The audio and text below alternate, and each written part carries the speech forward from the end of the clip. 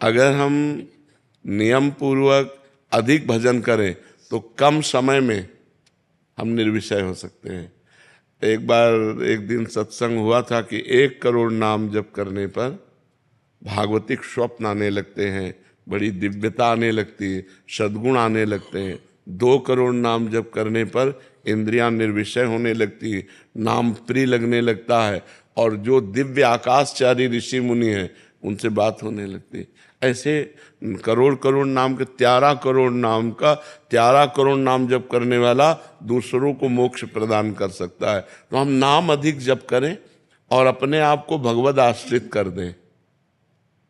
वो विषय जो निषेध हैं उनको तो स्वीकार ही ना करें, और जो विषय विधि है कि आप स्वीकार कर सकते हैं वो भगवान को अर्पित करके भोगिए, तो रस बुद्धि होने पर भी भगवत प्राप्ति हो जाएगी।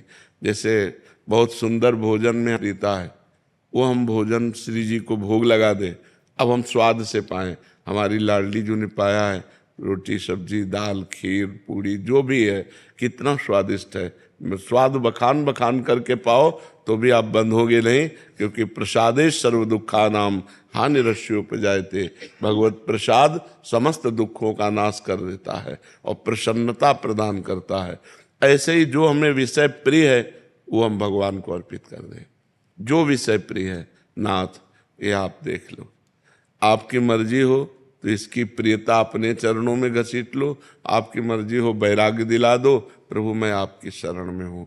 और बात पक्की समझो, शिव बिरंची का मोह है को है बपुरान, बेचारा और कौन डींग हाँक सकता है। शिव बिरंची का मोह है, भगवान की बलवती माया है। तो भगवान ही जब हमें निकालेंगे तभी हम निकल सकते हैं। तो हम ऐसे रहें, आश्रित रहें, शरणागत रहें और नाम जप करते रहें, और इसकी चिंता ना करें, चिंतन करें।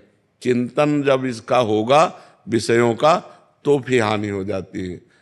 जहाँ हम विषयों का चिंतन करते हैं कि यार, जब विषयों का चिंतन रस बुद्धि से हो तो तुरंत नाम के द्वारा उसे काटो, नहीं नहीं बहुत भोगा, संसार भोग रहा है, नहीं अब नहीं, राधा राधा राधा राधा, तो हम इससे निकल जाएंगे। घबराने की जरूरत नहीं है, ये हमारे प्रभु की ही माया है, किसी दूसरे की नहीं है। नहीं, किसी दूसरे की होती तो घबराने की जरूरत थी, मेरे प्रभु की ही माया है। तो जिस दिन मेरे प्रभु डांट देंगे उसी दिन माया मुक्त हो जाएंगे। ये भरोसा रखकर खूब नाम जप करो। बाबा सिर्फ नाम जप से हो जाएगा? हो जाए, पूर्ण नाम जप से हो जाएगा। नाम जप पूर्ण है। तीर्थ यज्ञ दान पुण्य स्वाध्याय इनसे पूर्ण नहीं होगा, लेकिन नाम जप से पूर्ण हो जाएगा। विराज भट्ट जी, राधा वल्लभ श्री हरिवंश। महाराज जी, क्या कोई ऐसा उपाय है जिससे मुझे रजोगुण और तमोगुण ना सताएं? हाँ, नाम है ना, जितना नाम जप करोगे, नाम त्रिगुणातीत है। वो रजोगुण तमोगुण से क्या, वो सतोगुण से भी ऊपर कर देगा। त्रिगुणातीत से त्रैगुण ने स्थिति प्रदान कर देगा। जितना हम अधिक, देखो खास बात क्या है, त्रिगुण रचना संसार है, भगवान त्रिगुणातीत है। संसार का चिंतन छूटे, चाहे मंत्र जप रहे हो, नाम जप कर रहे हो, या भगवान के पावन चरित्रों का चिंतन कर रहे हो, या चरित्र सुन रहे हो, या साधु संग महात्माओं का संग कर रहे हो, तो हमारा जब भगवान से संबंधित चिंतन होता है तो वो गुणातीत होता है। और जब संसार का चिंतन होता है तो वो सतोगुणी है तो सतोगुण बढ़ेगा, रजोगुणी है तो रजोगुण बढ़ेगा, तमोगुणी चिंतन है तो तमोगुण बढ़ेगा। संसार 3 गुणों से ही बना हुआ है और भगवान त्रिगुणातीत हैं। तो यदि हम भगवान का चिंतन करेंगे तो हम गुणातीत हो जाएंगे, संसार का चिंतन करेंगे तो त्रिगुण के अंतर्गत रहेंगे। तो यही डरहि हरिवंश हित, जिनो भ्रमय गुण सलिल पर, जे नामन मंगल लोक त्यों, सो हरिपद भज न विलंब कर। डरते रहो कहीं रजोगुण तमोगुण हमें नष्ट न कर दें, इसलिए जिनका नाम तीनों लोकों का मंगल करने वाला है उन भगवान का नाम जप करें। महाराज जी, घर पे जाते ही थोड़े टाइम तक रहता है यहाँ का प्रभाव जी। नाम का, उसके बाद कभी कभी ऐसा हो जाता है कि मैं तमोगुणी हो गया हूँ और उससे बाहर नहीं निकल पाऊंगा। बिल्कुल। नाम छूटने लगता है, ऐसा होता है कि नाम छूट जाएगा तो मेरा क्या होगा। बिल्कुल बिल्कुल नहीं, बहुत कृपा आपके ऊपर है। जो नाम छूटने पर आपको पीड़ा होती है, ये भगवान की विशेष कृपा है। विशेष कृपा पात्र में ये लक्षण होते हैं। नहीं तो इस अवस्था में तो भोगों का चिंतन और भोगों की क्रियाएं, इसी में जीव मस्त रहता है। लेकिन आप यौवन अवस्था में भगवान नाम छूट न जाए, इस पीड़ा से युक्त है, इसलिए विशेष कृपा आप कर रहे हैं। हाँ, ये ध्यान रखिए खान पान गड़बड़ न होने पावे। अगर हमारा खान पान प्याज लहसुन या शुद्ध भोजन, या जिन पात्रों में लोग मांस बनाते हैं उन पात्रों का भोजन जैसे होटल में है, रिश्तेदारों, फिर हमारी बुद्धि पतित हो जाएगी। तो कुसंग का त्याग करें और अभक्ष भोजन का त्याग करें, और शांत भाव से भगवान के नाम की बार बार आवृत्ति करते रहें, तो हम विजय को प्राप्त कर लेंगे। रजोगुण तमोगुण पर विजय। महाराज जी, एक छोटा सा और सवाल है। जी। मैं दीक्षा की दिनचर्या पालन करने की कोशिश कर रहा हूँ, लेकिन लेकिन मुझे ऐसा कभी कभी लगता है कि जब तक ऐसा लगे ना तब तक दीक्षा मत लो, नाम जप करो। नाम जप करते रहो, समय थोड़ी व्यर्थ जा रहा है। दीक्षा ना ले और नाम जप करे तो उसका समय व्यर्थ थोड़ी जा रहा है, भगवत प्राप्ति की तरफ आगे बढ़ रहा है। नाम से ही भगवत प्राप्त। मान लो आप राधा नाम जप रहे हैं, या कृष्ण नाम जप रहे हैं, या राम नाम जप रहे हैं, तो किसी न किसी संत के मुख से तो निकला ही है ना, कोई न कोई गुरुदेव तो है ही ना। तो जिनके मुख से हम निकला नाम पकड़ ले, उन्हीं को गुरुदेव मान ले, तो पहली दीक्षा नाम दीक्षा हो गई। फिर जो मंत्र दीक्षा है, जब आत्मबल पुष्ट हो जाए तब लीजिए।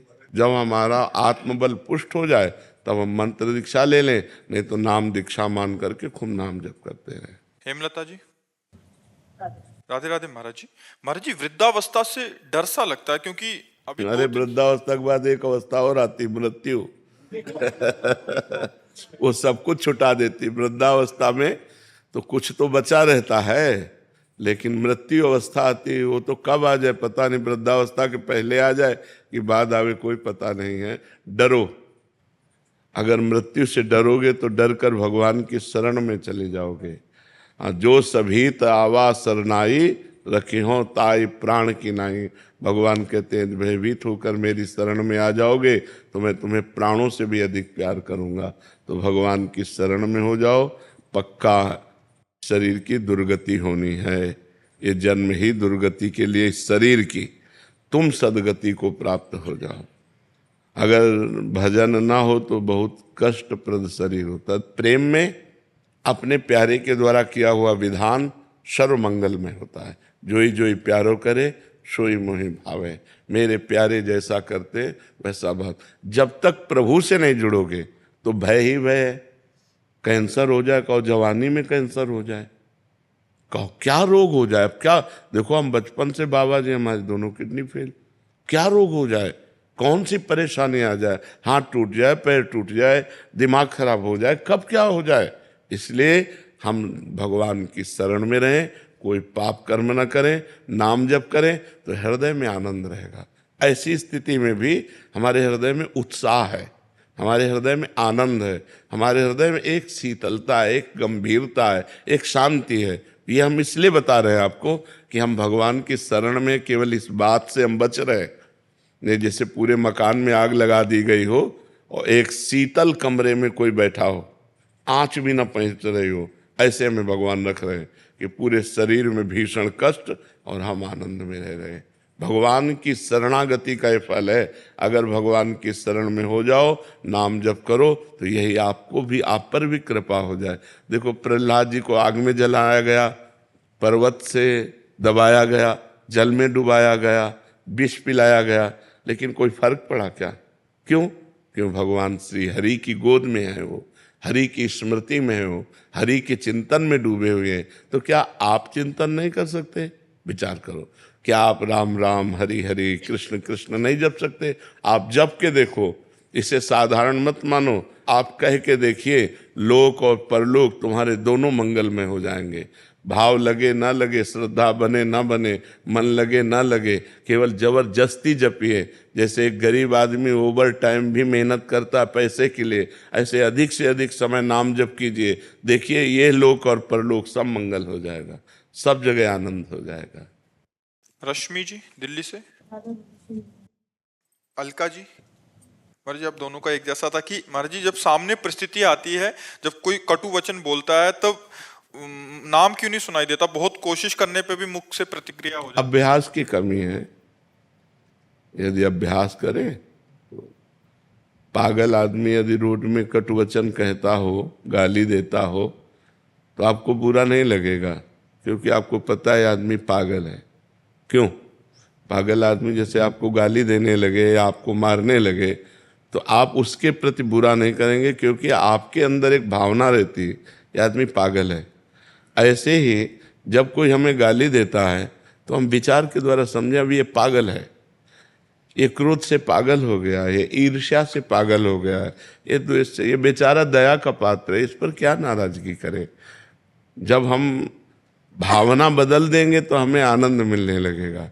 यदि हम ऐसी बात सोचने लगें या फिर ये सोचे मेरे भगवान इसमें विराजमान है, मेरा कोई कर्म है जिस कर्म को पवित्र करने के लिए भगवान इसके अंदर से प्रतिकूलता, कटुवचन, अपमान, तिरस्कार दे रहे हैं, मुझे सह लेना चाहिए, सहने से मेरे पाप नष्ट हो जाएंगे। तो हम अगर विचारवान हैं तो हम बच सकते हैं, अगर विचारवान नहीं है तो एक गाली दी हम 2 गाली दे दिए, ये सब ठीक नहीं है। भजन करने वाला उपासक करत जे अनुशहन निंदक तिनहु पे अनुग्रह कियो। जो हमारा अपमान करें, जो हमारी निंदा करें, जो हमें दुख दें, उनको भी भगवान सुख दें, उनकी बुद्धि शुद्ध कर दें।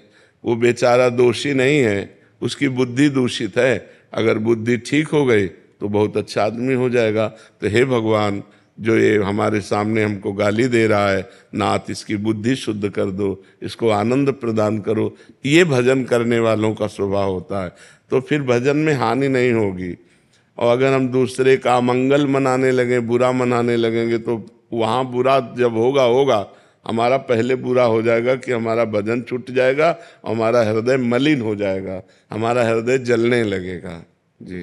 राज प्रकाश शर्मा जी भोपाल से। दंडवत महाराज जी।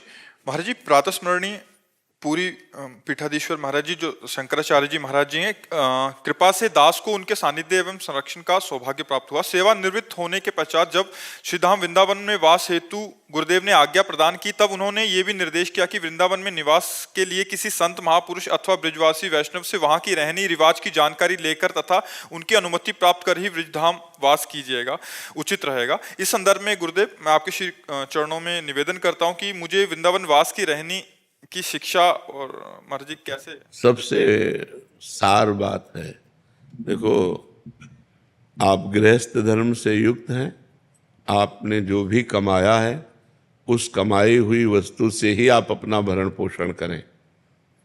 यहाँ के किसी ब्रजवासी या किसी वैष्णव या किसी संत के प्रति कभी दोष दृष्टि न करें। वो आपको गाली दे, वो आपके प्रति अवहेलना की भावना रखें, तो भी मान लो आप जैसे वास कर रहे हो तो यहाँ के ब्रजवासी भगवान के पार्षद हैं, तो बस हम सौम्य और शांत रहें। किसी संत की निंदा, वैष्णव धाम है यहाँ बहुत से वैष्णव जन हैं, तो किसी वैष्णव की निंदा ना करें और रज रानी का सेवन करें। रज रानी अगर हो सके तो रज के पात्र में भोजन पाइए, बहुत पवित्र भोजन हो जाता है। जब हम यहाँ के रज में बनी हुई पात्र जो है ना वो मिलते हैं, कामा में मिलते हैं, अपने लोग जितने भी सब साधक हैं सब उसी में पाते हैं। और अपनी सैया में थोड़ी रज डाल लीजिए, जैसे ऐसे रज डाल लिया और ऊपर से बिछौना बिछा लिया, तो हम रज में ही सोते हैं, रज के पात्र में ही खाते हैं। यहाँ रज का बहुत बड़ा महत्व है, ब्रज रज का बहुत बड़ा महत्व है। और हो सके तो 1-2 रोटी निकाली, गऊ को पवा दी, चिड़िया पक्षियों को पवा दिया, कुछ दाना 100-200 ग्राम लेकर डाल दिया, जिससे जैसे कबूतर हैं, अन्य पक्षी हैं, वो दाना चुन ले। यहाँ के पक्षियों की सेवा, यहाँ के ब्रजवासियों की सेवा, संतों की सेवा अगर ना बन सके तो हम अपराध न करें और धाम में पड़े रहें। और वृंदावन बस के इतनो बड़ो सयान कि जुगल चरण के भजन में निमिष न दीजिए जान। पलक झपकने के समय को निमिष कहते हैं। एक निमिष भी हम प्रभु का चिंतन न छोड़ें, यही धामवास की रहनी है। हम रज का सेवन करें, सबसे झुक के रहें, किसी की निंदा स्तुति न करें, अपनी कमाई का खाएं और भगवान नाम जप करें, इसी से सब हो जाएगा। सरल शब्दों में धामवास किए रहनी, गृहस्थ धर्म से युक्त होकर के। जी। नमिता पवार जी, पुणे महाराष्ट्र से। राधे राधे महाराज जी। महाराज जी, अगर स्वर्ग और नरक में हम पुण्य और पाप के फल भोगते हैं तो हम धरती पर कौन से पापों और पुण्यों का प्रारब्ध भोगते हैं? कि जब सजा होती है तो जुर्माना भी होता है कि नहीं होता? कि 10 साल की सजा और 1 लाख रुपया जुर्माना होता है ना। तो ऐसे ही शेष बचे हुए कर्मों को जो जुर्माना रूप होते हैं वो यहाँ मृत्यु रोग में भोगना पड़ता है। बकाया पूर्ण हिसाब किताब तो नरक और स्वर्ग में होता है। पुण्यों का स्वर्ग में और पाप का नरक में, और बचे हुए पाप जो पुण्य और पाप होते हैं उनसे मिश्रित मानव देह बनता है। पुण्य देह देव देह, पाप देह यातना देह, और पाप और पुण्य मिश्रित देह मानव देह। तो इसमें कुछ पाप, ज़्यादा नहीं, कुछ पाप और कुछ पुण्य मिलाकर बनाया जाता है, जिससे कभी सुख कभी दुख, कभी सुख कभी दुख, ये पूरे जीवन चलता रहता है। लेकिन देवलोक में दुख नाम की चीज नहीं है, नरक में सुख नाम की चीज नहीं है। यहाँ सुख और दुख दोनों हैं। अगर भजन कर लो तो पाप और पुण्य दोनों को नष्ट करके परम सुख को प्राप्त हो सकते हो, जो सुख और दुख दोनों से परे है। ये मानव देह में विशेष योग्यता है कि वो भगवान का भजन करके शुभ और अशुभ को नष्ट करके वो परमात्मा प्राप्ति कर सकता है, वो आत्यंतिक सुख प्राप्त कर सकता है। ये न देव शरीर में है न यातना देह में है, ये केवल मानव देह में ही सुविधा है कि आप भजन करके भगवान को प्राप्त हो सकते हैं। डॉक्टर विनीशा जी, जयपुर से। राधे राधे महाराज जी। महाराज जी, जब किसी से प्रेम करते हैं उसके विषय में सोचना नहीं पड़ता, स्वतः ही उसकी याद आती है। ईश्वर से प्रेम कैसे होगा? ऐसा कैसे, ऐसी कैसे बात करती हो? उसका रूप, उसका गुण, उसका स्वभाव, उसकी चाल ढाल, ये सब हमारे दिमाग में चलती है। प्रेम ऐसे हो जाता है। हम जब किसी से प्रेम करते हैं, उसका स्वभाव, उसकी चाल ढाल, उसका रूप, उसके साथ बैठना, उसकी बातचीत, वो सब हमारे दिमाग में नाचती है। ऐसा करो आप प्रभु के लिए, प्रभु का रूप, प्रभु की बातचीत, प्रभु का नाम, प्रभु का स्वभाव, प्रभु के गुण, प्रभु का चिंतन, अभी प्रभु से प्रेम हो जाए। समझिए आप, प्रेम ऐसे किसी से हो जाता है क्या? हम किसी के विषय में जब सुनते हैं और उसकी बात करते हैं, उससे उसके रूप का चिंतन करते हैं, उसके स्वभाव का, उसके गुण का चिंतन करते हैं, तो हमें उससे प्रेम हो जाता है। तो ऐसे हम प्रभु की कथा सुने, प्रभु का नाम जप करें, प्रभु की महिमा सुने, बार बार उन्हीं के विषय में सोचें, तो उनसे प्यार हो जाएगा। बिल्कुल ऐसा। और जिससे प्यार हो जाता है फिर वो हमारे दिमाग में बस जाता है। प्रिय मूर्ति नयनन बसे। मान लो व्यक्ति तो दूर है, लेकिन भगवान तो हमारे में भी विराजमान है। जब सब जगह है तो मेरे पास भी है, जब सब समय है तो इस समय भी है, तो भगवान तो मेरे समीप हैं। जब वो हमारी हर बात सुन रहे हैं, जब उनसे हम प्यार करना चाहते हैं तो हमारे सामने वो आने लगते हैं, हमारे ध्यान में वो झांकी रूप आने लगती है। और जब अधिक प्यार हो जाता है तो साक्षात दर्शन हो जाता है, फिर तो निहाल हो जाता है। पर प्रभु से प्यार इसलिए नहीं होता कि हमें बहुतों से प्यार है, खाली जगह नहीं है। हमारी हृदय रूपी धर्मशाला पहले से देखो, कोई न कोई विषय से प्रीति है, अपने शरीर से प्रीति है, अपने शरीर संबंधियों से प्रीति है। तो भगवान ने अपनी प्रीति के लिए कहा है, जननी जनक बंधु सुत दारा, तन धन धाम सुहृद परिवारा, सबकी ममता ताग बटोरी, मम पद मन ही बांध बटोरी। भगवान से प्रेम करने के लिए एक शर्त है कि किसी से आपका प्रेम होना नहीं चाहिए। अगर किसी वस्तु से भी प्रेम है तो भगवान से प्रेम नहीं होगा, वो वस्तु आपको घसीट लेगी। भगवान से प्रेम करने के लिए एकदम समेटना होगा और सीधे पूरा पावर भगवान की तरफ, अभी प्रेम हो जाएगा। जैसे मीरा जी कहती, मेरे तो गिरधर गोपाल, ये बात हम लोग बोल सकते हैं, ये मेरे तो गिरधर गोपाल, लेकिन सच्ची बात ही हम नहीं बोल सकते दूसरों न कोई, है नहीं?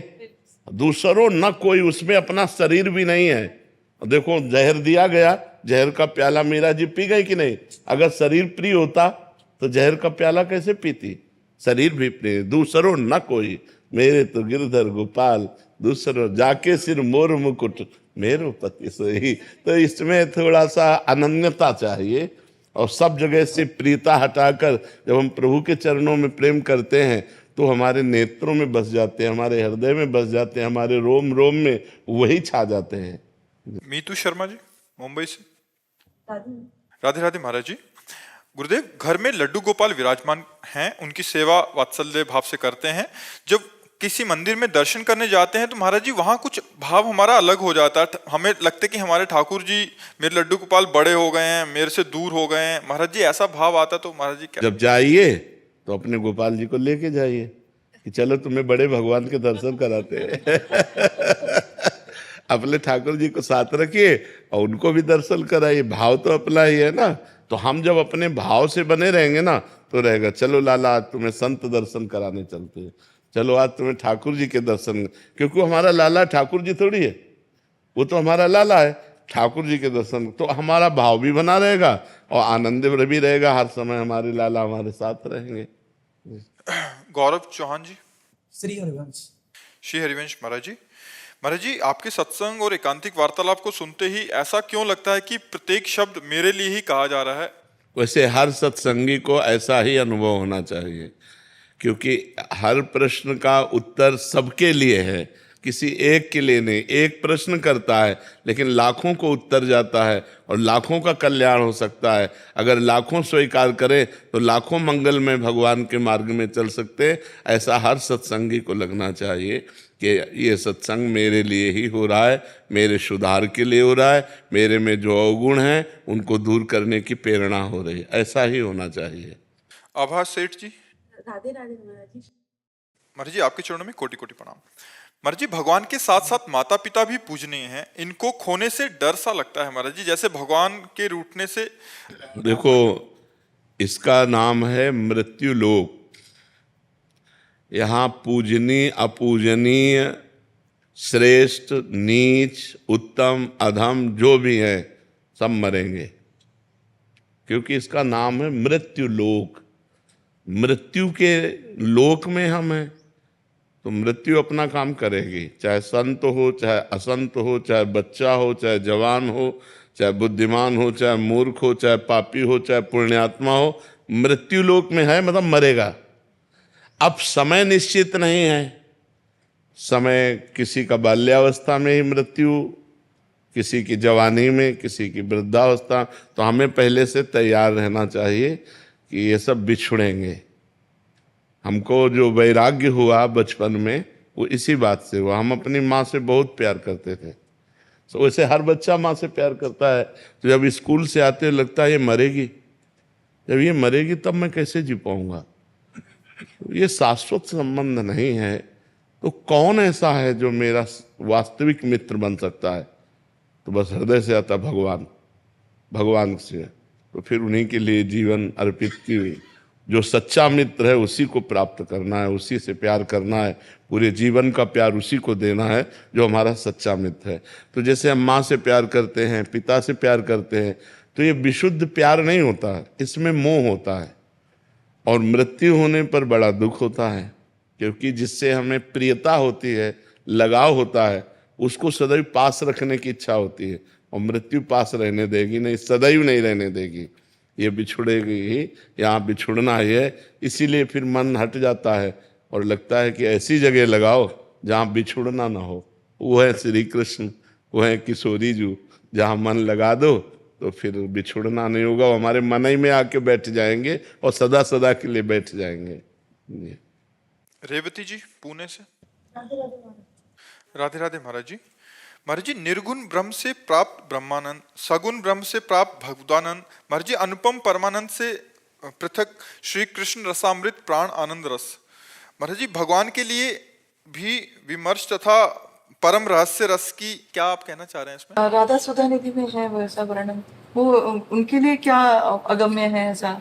महाराज जी इसमें एक व्यासवाणी का और कोटेशन दे रहे हैं कि निर्गुण सगुण ब्रह्म ते न्यारो बिहरत सदा संघात व्यास विलास सदा रस अद्भुत निगम अगोचर बात। इसमें तुम्हें क्या संशय है? श्री कृष्ण के लिए भी कुछ अगम्य है ऐसा? श्री कृष्ण के बहुत रूप हैं, एक ही रूप थोड़ी तुम जानते हो। जैसे अब तुम्हें समझाएंगे तो समझो। हमारा स्वरूप निर्गुण है, आपका स्वरूप निर्गुण है। आप अपने को निर्गुण मानते हैं तो सगुण मानते हैं, तो ये देह को लेकर तो मानते हो नहीं। बोलो आपका स्वरूप क्या है? कोई रूप नहीं आपके स्वरूप का, कोई गुण नहीं, वो चिदानंदमय है। जो आपका स्वरूप है वो चिदानंद है, वो भगवत स्वरूप है, लेकिन आप उसे जानते नहीं हैं। आप इस पार्थिव पांच भौतिक देह को ही केवल अपना स्वरूप मानकर अपने को स्त्री मानते हैं। मानते ना, स्त्री रूप में आप साकार हैं, लेकिन परमात्मा अंश रूप में आप निराकार हैं, जो सर्वत्र व्याप्त है। ऐसे श्री कृष्ण रूप में साकार हैं, लेकिन श्री कृष्ण तत्व रूप में सर्वत्र व्याप्त है। अब सुनिए, जब श्री कृष्ण रूप नहीं प्रकट किए हुए थे तब भी तो श्री कृष्ण थे। तो कहां थे? निकुंज में, नित्य धाम वृंदावन में प्रियाजू के साथ। तो सगुण रूप अवतार लीला, निर्गुण रूप तत्व रूप से, और सगुण निर्गुण दोनों से न्यारे। अवतार लेने के पहले, अवतार लेने के समय निकुंज में ताला लग गया था क्या?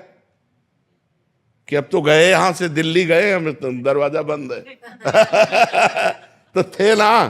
तो वही है, सगुण निर्गुण दोनों से न्यारे, निर्गुण सगुण ब्रह्म ते न्यारो, जो प्रियाजू की गलवहियां दिए हर समय विहरण करते रहते हैं। एक रूप में अवतार लेते हैं, लीला करते हैं, लेकिन जिस समय अवतार लीला चल रही होती है उस समय निकुंज लीला भी चल रही होती है। निकुंज लीला में ताला तो नहीं लग जाता, तो समझ रहे ना।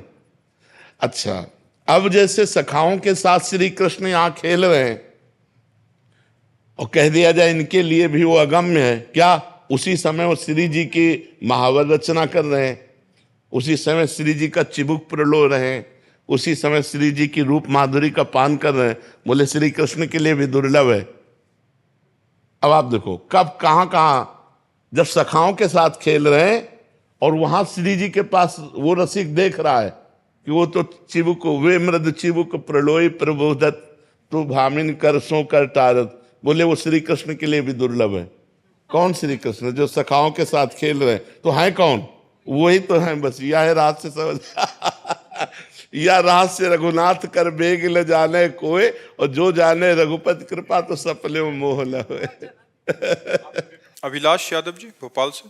राधे राधे महाराज जी। राधे राधे महाराज जी। महाराज जी पिछले एक वर्ष में जब से आपका सत्संग सुना है, श्री जी की कृपा से 1,54,00,000 नाम जप हो गया महाराज जी, जिसमें मुझे परोपकार की भावना उत्पन्न हो रही है महाराज जी। अभी इनका कहना था कि जैसे कोई दीन ही नहीं है, किसको देखता हूँ तो अपना भजन दे देता हूँ कि मेरा इतना भजन उनको दे दो। तो महाराज जी ऐसा करने से भजन नष्ट हो? नहीं, पहले तो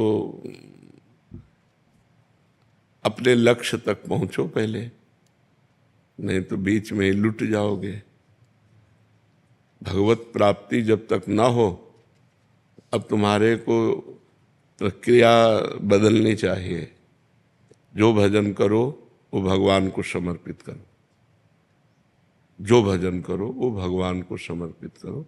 जिसको दीन दुखी देखो तो तन से धन से सुख पहुंचाने की चेष्टा करो और मन से भावना करो, भगवान आप तो परम उदार हो, आप इसे ठीक कर दो।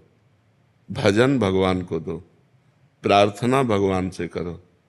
शरीर से और धन से अगर सेवा बनती है तो वो सेवा कर दो, भजन भगवान को दो भगवत प्राप्ति के लिए। जब तक भगवत प्राप्ति ना हो जाए तब तक भजन खर्चा करने का बिल्कुल अधिकार नहीं रखना चाहिए। महाराज जी उस समय मन बहुत द्रवित हो जाता है, तो तन से सेवा कर दो और मन से प्रार्थना कर दो। आपका भजन तो थोड़ा है ना, और भगवान अपार करुणा सिंधु हैं, तो हम प्रार्थना करते हैं कि भगवान इसके कर्म को आप नष्ट कर दो, इसको सुख प्रदान करो। हे भगवान आप इसके दुख को दूर करो। ये तो हर भक्त विनय कर सकता है। तो विनय करना, शरीर से और धन से सेवा करना, भजन को भगवान के चरणों में समर्पित करना, वो सिर्फ भगवत प्राप्ति के लिए। हमारा जन्म साधन धाम मोक्ष कर द्वारा, हम भगवत प्राप्ति के लिए भजन करते हैं। और दूसरी बात, सब में भगवान है, सब रूपों में भगवान है। तो जब कोई दुखी हो तो देखो भगवान दुख की लीला कर रहे हैं। तो हमसे जो बन सके हम तन मन धन से सेवा कर दें, लेकिन भजन भगवान को दें। भजन का फिर उससे लक्ष्य की प्राप्ति में बाधा पड़ जाए। महाराज जी विचार ऐसा आता है कि मैं तो और भजन कर लूंगा, लेकिन इसको लेकिन शाम तक जियोगे आपको पता है क्या? शाम तक आप जियोगे क्या, ये कोई गारंटी तो है नहीं ना। तो पहले हम अपना कार्य करते हैं मनुष्य जीवन का, पहले अपना कल्याण करें, अपने को भगवत प्राप्ति करें। तो जब आप भगवत प्राप्त हो जाओगे तो वासुदेवा सर्वम, कोई जीव बचा ही नहीं, सब भगवान ही है। यही अनुभव हो जाएगा। सिय राम में सब जग जानी। तो नाटक मंच पर दुख सुख का नाटक कर रहा है, वस्तुतः वो परमात्मा है, ऐसा ज्ञान हो गया तो ये वृत्ति भी चली जाएगी। समझ रहे ना? असलियत में परमार्थ में पहले तुम चढ़ो, तुम अध्यात्म को प्राप्त हो। तो जब तुम्हारा चश्मा बदलेगा तो सर्वम खलमिदम ब्रह्म, सब ब्रह्म विराजमान है। तो दुख सुख का कोई खेले नहीं है। माया में दुख सुख है। जैसे स्वप्न में दुख सुख होता है तो जागृत में मिट जाता है, ऐसे ही जागृत का दुख सुख ज्ञान में मिट जाता है। जब आप ज्ञान को प्राप्त होगे, भगवान को प्राप्त होगे, तो न दुख है न सुख है, वही सच्चिदानंद परमात्मा स्त्री पुरुष रूप धारण किए हुए लीला कर रहा है, ऐसा अनुभव आएगा। तो अपने भजन को भगवान को समर्पित कर। महाराज जी आपके चरणों में कोटि कोटि प्रणाम। महाराज जी मेरी उम्र 48 वर्ष है। हम दोनों पति पत्नी पिछले 2 वर्षों से दीक्षित हैं। दोनों मिलकर गुरुदेव भगवान के बताए मार्ग पर चलने का अथक प्रयास भी कर रहे हैं। महाराज जी मेरे अंदर काम भाव बिल्कुल नहीं है, लेकिन गुरुदेव की वाणी के अनुसार उनका काम भाव पूरा करने के साथ देती हूँ। लेकिन मेरे मन में बहुत जलन होती है, 2-3 दिन तक भजन रुक जाता है महाराज जी, बिगड़ जाता है। ऐसे में महाराज जी मुझे क्या करना चाहिए? नहीं, अगर हमें ये भाव आ जाए कि हम अपने पति की सेवा करते हैं, उसे काम भाव क्यों देखें? भक्ति भाव में सेवा भाव है, और पति को हमने भगवान माना है, और पति को हमने अपना हाथ समर्पित किया है। अगर उनका इस शरीर पर अधिकार है और वो काम भाव से इसका सेवन करते हैं तो हमें प्रसन्न रहना चाहिए। हमें काम सुख का स्वाद नहीं लेना, लेकिन अपने पति को संतुष्ट करने के लिए तो उसमें न जलन होनी चाहिए न खुशी होनी चाहिए, समभाव होना चाहिए। मेरी कोई इच्छा नहीं है, आप हमारे पति हैं, जैसी आज्ञा करें। शांति एकदम। 2-3 दिन भजन रुक जाना या पर, ये केवल आपके भाव की परेशानी और कोई परेशानी नहीं है, केवल भाव की परेशानी। एक बार भाई जी से, हनुमान प्रसाद पोद्दार जी से, उनकी पत्नी ने कहा कि आप तो भगवत प्राप्त हो गए काशी में। कहा आप भगवत प्राप्त हो गए, हम तो गृहस्थ हैं, हमें संतान चाहिए। अब आप भगवत प्राप्त हैं तो कैसे संतान होगी, क्योंकि भगवत प्राप्त के अंदर काम ही नहीं होता। तो उनका तुम केवल इतना देखो, ये हनुमान प्रसाद पोद्दार मेरा पति है, बस ये हनुमान प्रसाद पोद्दार तुम्हारे लिए सिर्फ तुम्हारा पति है, भाई जी महाराज ने। और इसके बाद सावित्री नाम की कन्या प्रकट हुई। तो धर्म में काम भगवान का स्वरूप है, वो निषेध नहीं है। अधर्म में काम, अभी किसी अन्य पुरुष के प्रति आपकी भावना हो तो ये निंदनीय है, लेकिन अपने पति यदि ऐसा करते हैं तो ना हमें क्षोभ होना चाहिए, ना हमें रोष होना चाहिए, और ना हमारे भजन में फर्क पड़ना चाहिए। हमारी सेवा हो रही, हमारे पति हैं, तो इसको निगेटिव में मत लीजिए, नकारात्मक भाव में मत लीजिए। नेगेटिव में नहीं लेते, लेकिन कुछ चीजें ऐसी थी जिन्हें छुड़ाया गया आपकी वाणी के द्वारा ही, और अब वो चीजें बार बार आंखों के सामने आ जाती है जब भी ऐसा होता है। देखो, इस शरीर को प्रिय अपना मत मानो, अपना स्वरूप मत मानो। जैसे हमने ये कपड़ा दे दिया, अब इसे चाहे पैरों से रौंद दो चाहे माथे पे बांध लो, हमारा कोई अधिकार नहीं। ऐसे हमने तन मन धन सब भगवान को दे दिया, और अपने पति में हम भगवान की भावना करते हैं। अरे बिल्कुल, आप सोच केवल बदल दो, केवल सोच बदलनी है। हाँ, केवल सोच बदल दो, इससे कोई फर्क नहीं पड़ता। अपने धर्म का पालन करते हुए यदि हम विषय सेवन करते, कोई फर्क नहीं पड़ता। और धर्म विरुद्ध हम केवल चिंतन कर ले तो फर्क पड़ जाएगा।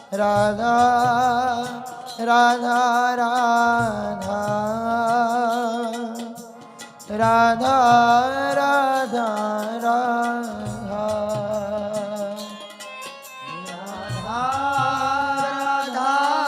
राधा राधा राधा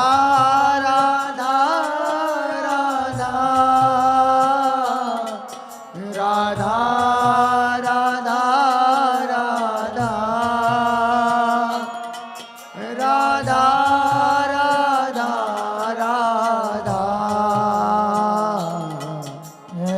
राधा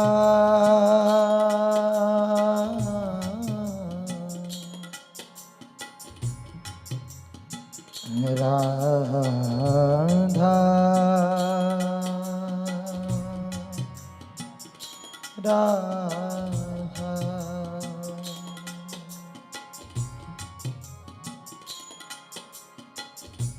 इतना तो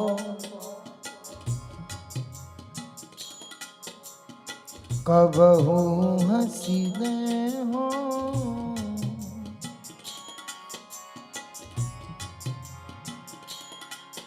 इतना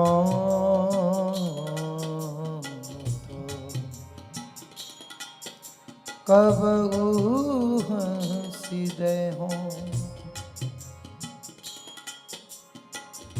सुनहु कृपालु किशोरी राधे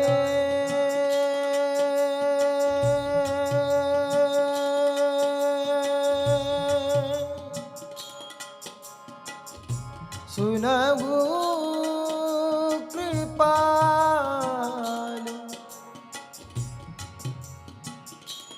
किशोरी राधे राधे राधे राधे राधे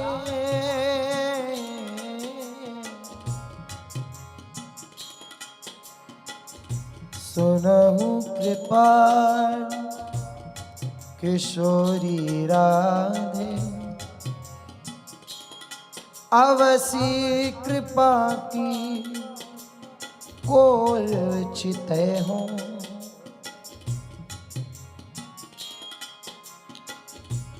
इतना तो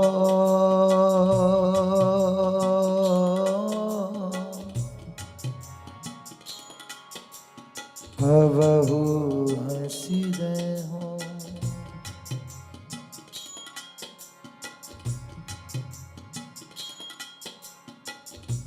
तुम मोही मिलो मिलो ना कृपा निधि।